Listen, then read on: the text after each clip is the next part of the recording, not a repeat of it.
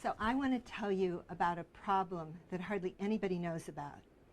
It's a problem that could actually be as serious as climate change, but it's a problem that we can easily solve once we know and understand it. And the problem is that we're living in a toxic chemical soup. And this kind of toxic minestrone is really not so good for our health.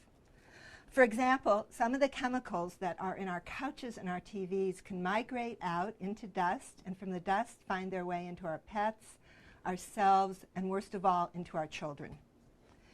And the companies that make these chemicals don't have to label them. They don't have to provide us with any health information. But we know from health studies in animals that many of these chemicals cause conditions like cancer, neurological problems such as hyperactivity, reproductive problems such as infertility and low sperm count, and scientists are even looking to see if they are connected to autism. And these conditions that these chemicals cause in animals are the same conditions that are growing in people. In fact, the chemicals have been around for 40 years, and during the last 40 years, all these conditions have been growing. And in the 70s, I did research that showed that the flame retardant that was used in all children's sleepwear in America caused changes in DNA or mutations. Maybe some of you remember, or maybe some of you wore the sleepwear. The chemical was called tris, and we also found that when children wore pajamas with that chemical in their sleepwear, the next morning their urine contained a breakdown product or metabolite that was known to cause cancer. Can you believe that?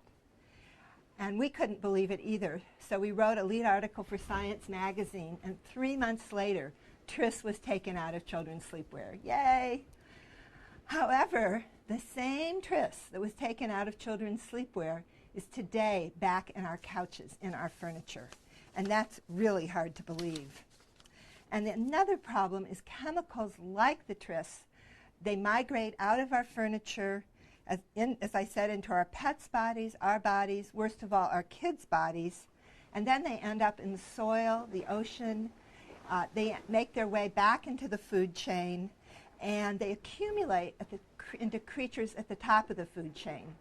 And so some examples that are pretty startling are peregrine falcons, which have some of the highest levels of toxic flame retardants ever recorded in a land creature. That in the center is a Tasmanian devil. It's a carnivore that lives on a small island off Australia. And Tasmanian devils are having immune problems. They may be going extinct, and their bodies are full of a flame retardant that probably came from furniture in California.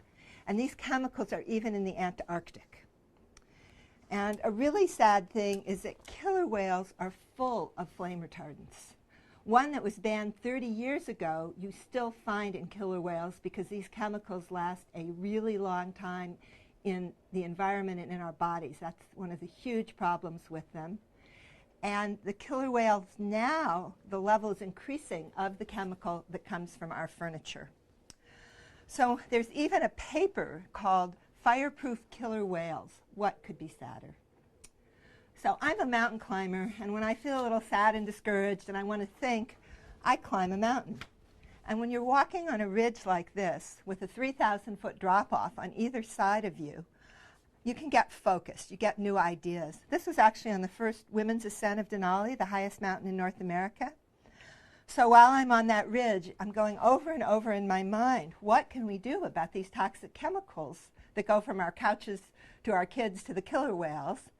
And the answer is we don't need them. We need laws passed so that manufacturers have to tell us what are the chemicals in our consumer products and that they cannot be toxic.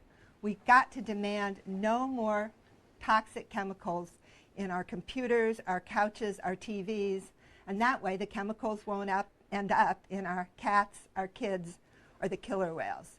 We need to get out of the toxic chemical soup, and I believe we can.